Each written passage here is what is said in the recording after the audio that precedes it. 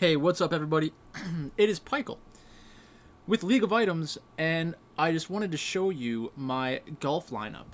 Uh, I'm going to be making content on other sports, um, like regularly now, because like the community that we've built up pretty organically throughout like League of Legends and stuff has been awesome. Everybody likes talking about different things in chat. We have another sports tab now. That's been pretty focused on like the basketball tournament that's going on now, and I haven't been spending as much time in that channel, but I'm pretty sure Dingo is like all over basketball right now, and I definitely plan on covering basketball. I got my Raymond Felton shirt on. Um, like yeah, so I just wanted to explain real quick kind of how things are going to go moving forward. But before I get into that, I wanted to give a big thank you to two people in particular. And I know there are a lot of people that I could thank, really, because everybody's been very supportive and helpful with building the channel, building the community. So actually, I'm not sure how many people I'm going to thank, but I'm going to thank a couple of people. So first, I want to thank JB.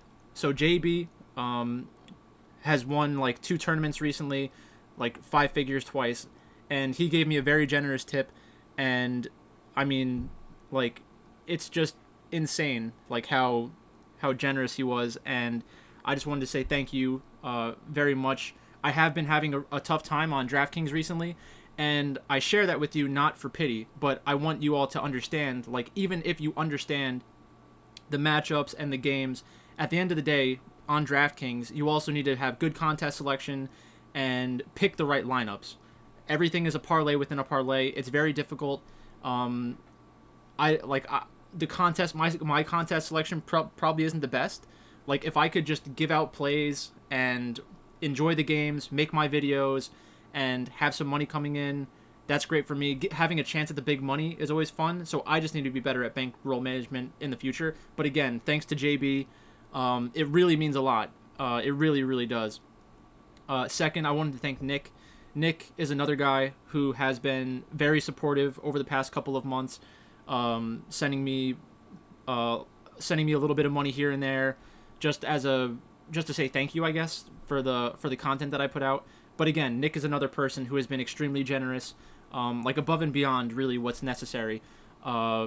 So thanks a lot, Nick. Nick talks to me a lot during like through Twitter and DMs and stuff, and it's always nice to get a message from Nick, even if it's just picking my brain. It's basically every single day, and like sometimes he's like, "Oh, am I annoying you? Like I don't want to be," like he gets it. He's another guy that gets it. So thanks a lot to Nick. Another guy I should say thank you to is Chris. Chris is always tweeting me pictures, which is hilarious. He's got a niche, and he's killing it. So that's great. It's good. It's good that we had that conversation the other day about like people have different niches that they're kind of working out. Like I know Waco Kid, another guy I should be saying thank you to. He focuses primarily on FanDuel. Chris looks at like the winner takes all and stuff like that on DraftKings. Gemma, another guy who had a big score, and was kind enough to give me a little extra of a tip. And then DFS Bachelor. I haven't been able to make videos with him recently, but I know he's got a lot of stuff going on, and without him, who knows how big my channel could have gotten on its own.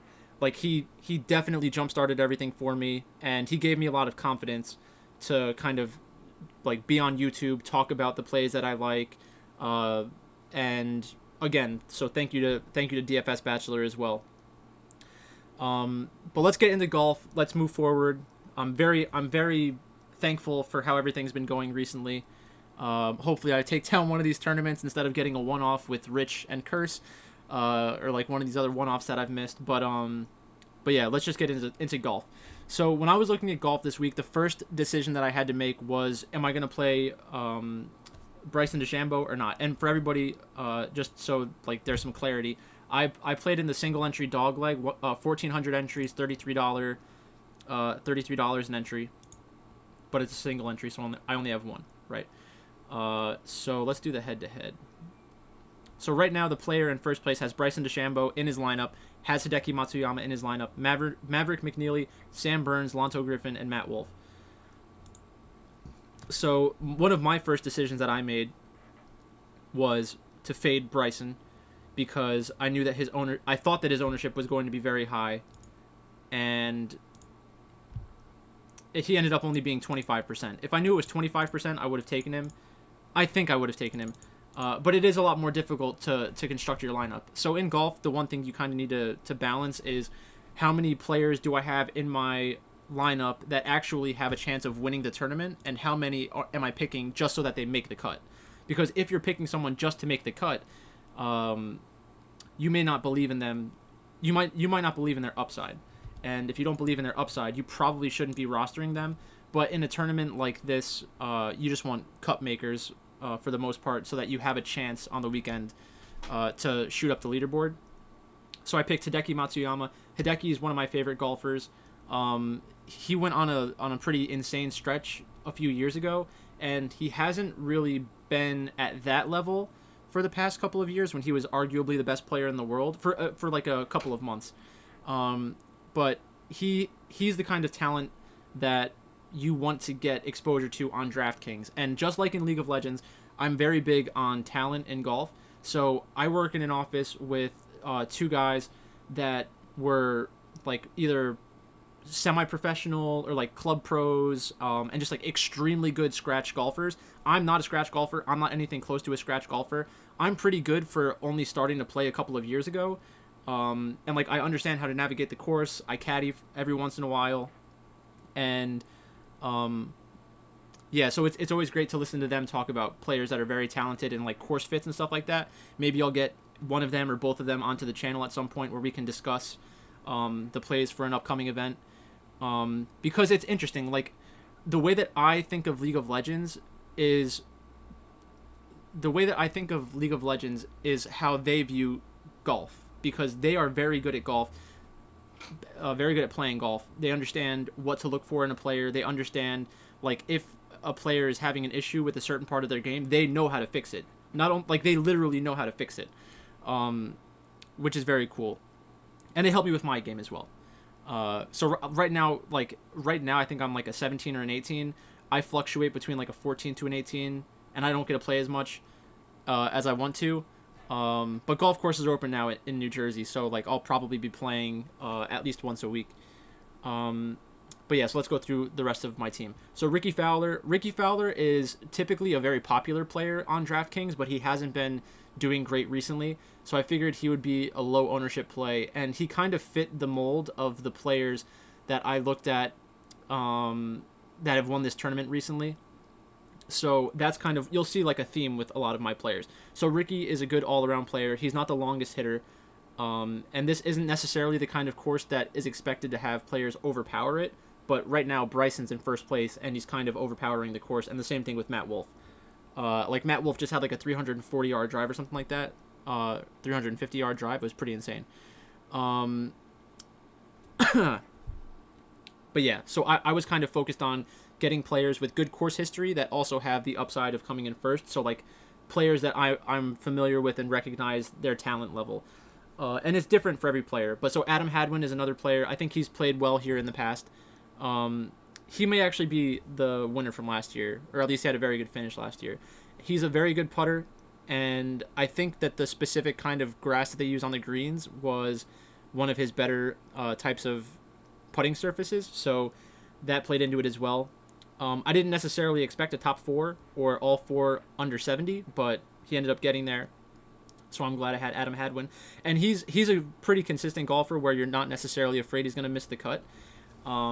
So it gave me good salary savings that I could get a couple of other players into my lineup. Looks like Matt Wolff just had another birdie. Okay, so Harold Varner.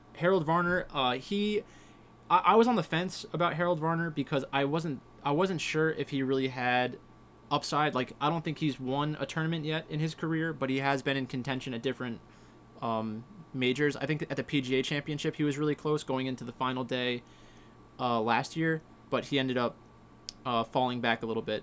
But he's a good player. He's been on good form recently, and he reminds me of like Adam Hadwin, Ricky Fowler. They're not big guys, but they move the ball around pretty well, and they're pretty solid. So I picked Harold Varner mostly because of his recent form, and I figured he'd make the cut.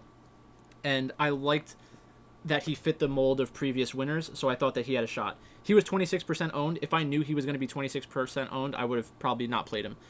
But that's fine. Next up, Matt Wolff. Matt Wolff, very good golfer, very powerful. He's a young player, and I always liked getting young, talented players into my rosters. I was very high on Siwoo Kim before he started winning tournaments, like before he won the Players and everything. So I was on Siwoo Kim, and he was one of my constant plays for a while.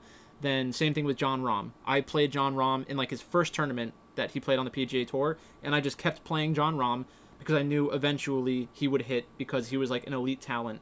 And that's the kind of player that the guys from my office will tell me about. And they'll say, oh yeah, this guy Jon Rahm, he played in college, kind of out of his mind, like he's like a psychopath, but he's extremely good and talented at golf. He's the kind of guy that you should be looking for. And I always take their advice on stuff like that. Actually, the one guy from my office told me to pick Harold Varner as well, so that helped with that pick. But yeah, Matt Wolff, he's extremely talented, and he's the kind of player that I want exposure to before he wins a couple of tournaments, because it seems inevitable that he's going to have that kind of career as long as he can keep his swing together. Like, everybody who pays attention to golf and plays golf understands how difficult it is to have that kind of swing and be consistent. And Bryson DeChambeau. I'm probably like one of the biggest Bryson DeChambeau fans in the world, so it hurts to fade him and for him to do well. But I love Bryson DeChambeau. When I live pretty close to Ridgewood Country Club, so when he was playing the Northern Trust last year, I actually caddied in the Pro-Am the day before, and then I went on the final day when he was in the process of like winning the tournament. I'm pretty sure Bryson won that tournament. So like I saw him on the par 3, the last par 3 right before he won, which was awesome. So I love golf. I will be creating content, probably one show a week, going over like the players that I'm looking at. Maybe I'll show a little bit of my research. There are a couple articles that I use, and I do have access to Daily Roto. So the main things that I use for golf are the Roto Grinders First Look that has the last 5 tournaments hosted at the site. I use some of the Daily Roto stuff, like their projections. I don't really care about the projections as much as the ownership. And then I just use my knowledge of golf and the players and all that, because I do follow the PGA Tour pretty closely, but not like League of Legends. I'm not gonna pretend like it's at that level. But if I continue to pay attention to it, I'm sure that I will get to that point eventually. So that's it for golf. Let's take a look at the bets from yesterday. The bets from yesterday and the bets from the day before that. So let me move this over. Okay, so on July 4th, I didn't post a video yesterday. Sorry. There obviously, like, everybody needs a break sometimes. I've been putting out like a video, at least one video a day for quite a long time now, and I just needed a day to kind of recharge. So let me make sure I have all of the results real quick, but we can get started with EDG. EDG against Rogue Warriors. A lot of people were on. A lot of people believed that Rogue Warriors had a chance. But EDG is a good team, and like I said, even though they didn't have their main AD carry in that match, I was pretty confident that they'd be able to win that one. Let me just get this all on the screen. There are like so many leagues. It's crazy. Alright, so yeah, EDG beat Rogue Warriors 2-0. I had that one. That's a win. JDG against Invictus Gaming. Why is that saying JDG Invictus Gaming? I picked Invictus Gaming. That should be a loss. Unlucky. Let me make sure I have that correct in my sheet. Wait, what is going on here?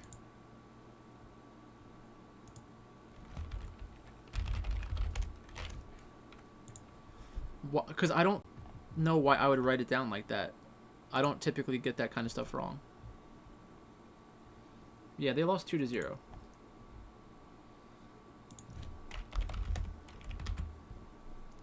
All right, so we have a win and we have a loss.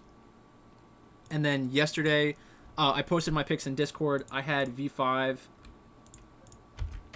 and FPX. For those of you who are just watching on YouTube and don't have access to Discord, maybe you're not going to believe me, but I have it timestamped in Discord. So this is July 4th at 9:04. I didn't make a video, and I didn't make a sheet or anything like that yesterday, but I did have V5 and FPX. I did think that E-Star was a good play for DraftKings because I knew that they had a realistic chance of winning the match, but it just didn't work out for him. I'm not going to draw any like gigantic conclusions from that. It's just they didn't win. Next up, Damwon Gaming against Hanwha Life. Damwon Gaming won 2-0. I was pretty big on that one as well. I like Viper, but I don't like Viper enough to beat Damwon Gaming. And then Team Dynamics against Sandbox. Sandbox actually won. And P-Fish instantly mocked me in the chat, saying that he can't wait for the video so that I can say that it has nothing to do with Yamato Cannon. Fair enough. I don't think it has anything to do with Yamato Cannon. I think it has to do with the players being talented. Like, he helped them get onto the right champions, I'm sure, but, like, you can only give so much credit to someone who I don't even know if, I think he does actually speak Korean, so I should check before I say he doesn't even speak Korean, but I think he does speak Korean, and if he ends up working out, good for you, but you can't just have a good coach and not have good players and expect to win. So if you go back to my preseason video on the LCK, I was saying Sandbox is a team. They're not necessarily the best team. They were in like the relegation tournament and everything, but they do have some talented players, specifically Summit. And they were able to pick up a win against Team Dynamics, who going into the season, I said that I think that they would be a little overrated. I picked against them in their first match, and I picked Sandbox Gaming in that match, right? It was Sandbox against Dynamics, I think. So now do I look as crazy that I thought Sandbox can beat Team Dynamics? I don't think so. Or no, sorry. Who was it in the first week? I might as well get that right. It was KT Rolster against Sandbox, right? Or KT Rolster against why am I even talking about this instead of just finding it on my computer? Sandbox against a Freak of Freaks. A Freak of Freaks won 2-0, and then KT Rolster against Team Dynamics. Team Dynamics beat KT. I was on the wrong side in both of those. But I digress. So through the first 4 matches of the day, I was 2-2. Then we had Europe. In Europe, I had Rogue over SK. I think Rogue is overrated, but SK is also overrated, so I was on Rogue. I didn't think there was any value on that bet, really. Origin against Vitality. Origin lost. I still think Origin is the better team than Vitality. I would pick them again to win the match. This, in hindsight, looks like a good bet. But I think that their realistic odds to win are probably still around 35 to 40%, so I don't feel like I really missed out on anything there. Mad Lions against Misfits. I was on Misfits. I think Mad Lions is overrated right now. I think Misfits is underrated. So I was on Misfits. Then we have Fnatic against Schalke. Schalke won, which was pretty hilarious. So Fnatic lost that one. And then G2 against XL. G2 lost. That was pretty pathetic. Pretty bad game from G2. I'm not going to read into that too much. Perks is not there. Then we had Kaboom over Vivo Keed. I think Kaboom is a good team. Vivo Keed was they're underrated right now, probably according to public perception, but they are not as good as Kaboom. So I was on Kaboom. I don't think there was any value on Vivo Keed. Then we had Pain Gaming, the Dallas Cowboys, against Santos. I'm on Santos. I will always pick Santos. I think they're the best team in the league. Pain Gaming picked up another win today, so I think they're 9-1 right now. Obviously a very good team. I think that I'll still take Santos over them in the playoffs if they end up playing one another. Flamengo against INTZ. I was on Flamengo. INTZ is a team that I think hasn't played. They did not play a lot of tough competition, and they had a bunch of wins. Then they started playing better teams and started losing. So I figured this would be another spot where INTZ was playing a team that's better than them and would lose. Flamengo lost. You're allowed to lose. It's whatever. I still think Flamengo is a better team than INTZ. PRG against Furia. I was on PRG. Every time I talk about PRG, I'm focused on their top laner, FNB. I think he is a very interesting player. He's a carry top laner in like the mold of the Shy. Not as skilled as the Shy, but that's the kind of player, that's the archetype of player that he wants to be. And then yesterday in North America, let me make sure I have all these correct. We had TSM against Golden Guardians. TSM took that one down. I had that one correct. Then we had Dignitas against 100 Thieves. I don't know what my I kind of have a problem with my own logic here, because I said 100 Thieves wasn't as bad as they looked on Friday against TSM. I think they played TSM. Whoever they played, they didn't look. They weren't as bad as they looked. And then Dignitas has not won a match yet, so they're pretty bad. And they're moving around their roster. They had Lorlo. I think they had Dardoch play yesterday and play today as well. So they're two teams that are kind of like all over the place. I didn't really look close enough at that match. If I could go back in time, who knows if I make that same pick. But that was a loss. Then we had Evil Geniuses against FlyQuest. I think Evil Geniuses is a much better team than FlyQuest. So I was on their side. FlyQuest ended up winning that one. What I would say about EG is, and the analysts actually talked about this, EG had a really weird draft. It didn't seem to make a lot of sense, like, because Jizuke is the kind of player, and we've talked about this on the channel before, who is a very good split pusher, wants to create an early lead in the game, so you want to give him champions that like play into that style. And I understand that you need to be able to pick what your team needs in a given situation, but the Kog'Maw mid pick looks like something they were forcing. They probably feel like it's one of the strongest mid laners right now, but the type of game that it requires you to play is much more difficult. So I think they'll probably like shy away from that kind of game in their next match. And their next match is today. They're playing against Immortals. I expect them to just roll over Immortals, like just dominate Immortals with like a more traditional team composition.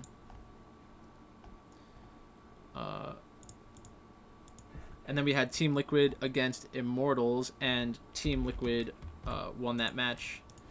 I was on Team Liquid, so that's a win. Let's get the Discord back up. So my picks last night, I had Santos, Flamengo, PRG, and Pain. I had V5, FPX, but I did mention that E-Star is a live dog in my notes. DRX, a Freak of Freaks. I said that KT is technically a live dog because I thought that this was the kind of match where if Smeb shows up and has a really good match against someone like Keen, then they have a much higher upside. It's not that I think it's gone at this point, but this was a good test for them at this point in the season, and they failed the test. Then we had C9. C9, very good team, obviously. Team Liquid against FlyQuest is on right now. I prefer Team Liquid because FlyQuest beat EG and Team Liquid almost lost their last match, so I figured more people would think that FlyQuest would be the better team going into that match. And right now it looks like FlyQuest is up 10 kills to 5, 41.2k gold against 39.3, 2 dragons to 2 dragons. The team compositions seem pretty similar.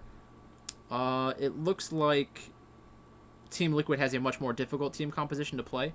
And I do have FlyQuest on DraftKings because of how their salaries fit in with other teams. So I'm not mad at it. Then we have TSM against CLG. TSM against CLG is another match that I think I'm biased on because I don't think CLG is as good as their record. If CLG beats TSM, then I kind of have to reevaluate things. Maybe I'm not being honest with myself about how good CLG is. And then last up, we have Evil Geniuses taking on Immortals. So let's go through the results. So earlier today, Dragon X won 2-0.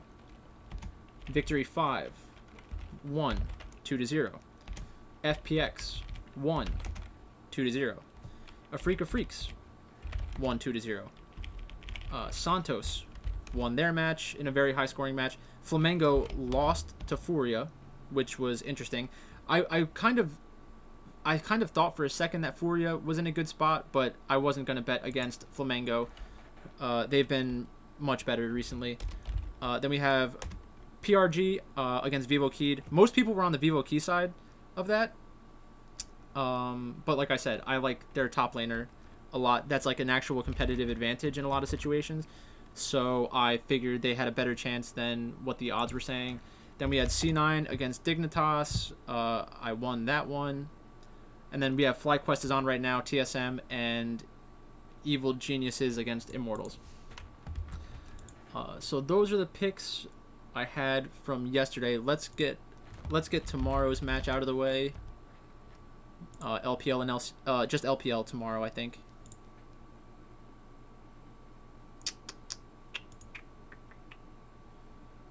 So Matt Wolf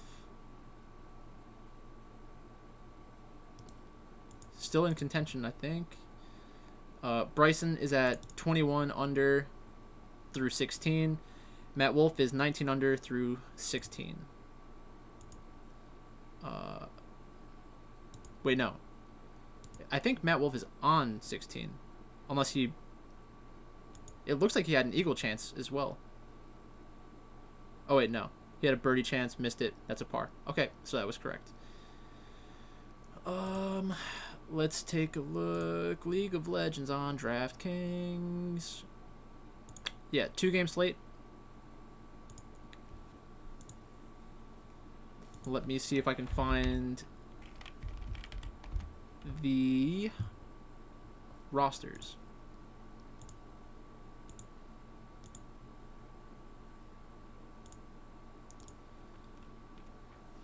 All right. So we have... Wait, no. Oh, yeah, this is right. We have JDG against EDG. That's an interesting matchup. Then we have World Elite against Dominus. Let's get the odds. And then we'll go lane by lane. And then I think that's it for this video. Alright, so Team World Elite against Dominus. Team World Elite minus 667. That's a gigantic money line.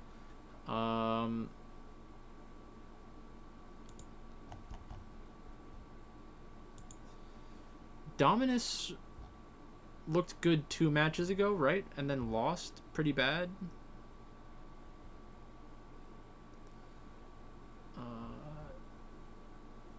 Yeah, Dominus beat EDG when EDG didn't have their starting AD carry, and then Dominus lost to Invictus Gaming after winning the first game. Yeah, it's going to be tough. That one's going to be tough to actually get Dominus into lineups. JDG against EDG. It is minus 312 for JDG. I think EDG is underrated right now in that situation, so I think that the value is definitely on EDG's side. I would prefer to bet them to win one of the first 2 matches than to win the match itself, or win one of the first 2 games instead of the match itself. So let's think about this. Zoom against Audi. Zoom is definitely a better player than Audi. Kanavi against Jai Jai or Gigi. No idea how to pronounce his name. If anybody has an idea, just throw it in the comment section. Kanavi is better than, we'll say, Gigi. But how much so, I'm not positive. Yogao against Scout. I think Scout is a better player. Loken against Hope. I think Hope is a better player. And then Lumao against Mako, I think is even. So we have the carries from the team, mid laner and bot laner. I think there is an actual advantage. Wow, big play by Team Liquid right there. They just took Baron. They're down 12 kills to 8, but they're up in gold by about 500. There's a dragon on the map, so they're about to go 3 up, or to Soul Point. I'm surprised they're not taking... Yeah, they're going to take it. So yeah, for JDG, EDG, I think it's much closer than the line that's up there. World Elite against Dominus. You guys know how I'm betting in that one. And then JDG against EDG. I'll have to think a little bit more about the pick itself, like who I think will win the pick. I will be playing EDG on DraftKings, most likely, and I would look to bet that side first. That that's a pretty good bet. If the game odds are anything close to the match odds, that's a good bet. So that's about it. Don't really have much else to say. Thank you again to everybody for supporting the channel.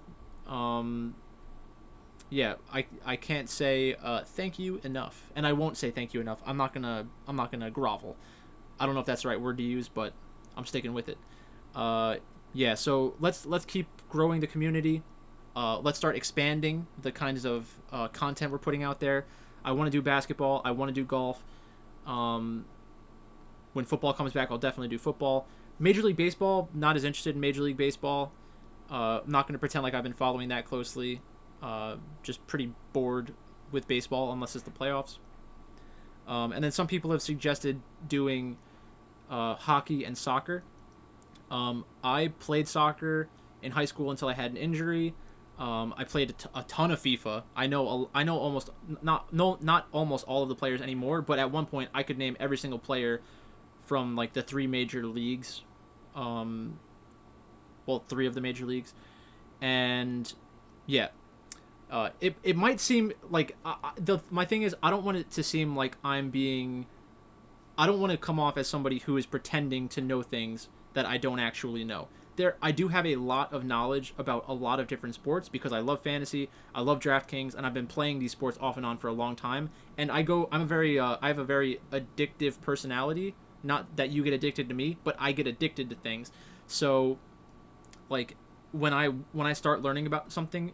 When I start learning about something, I go all in and I want to learn everything I can about something. Yeah, so I will be expanding, and we'll see how that content goes, see what kind of response I get. And then last up, MMA. So my brother watches every single fight, and if he hasn't watched the fight, he will watch it for the upcoming matches. So I'm going to get him to give me all of his picks, and we'll go over those in a video. Again, I am no expert on MMA. But I do have a pretty good track record picking fights. But again, we'll get into some more specific information in those videos in the future. Thanks again for watching. Please like, comment, subscribe. Check out my Twitch. Check out Patreon. Check out Discord. We've got a really solid community growing. It's pretty funny. So thanks for watching, and I'll talk to you tomorrow.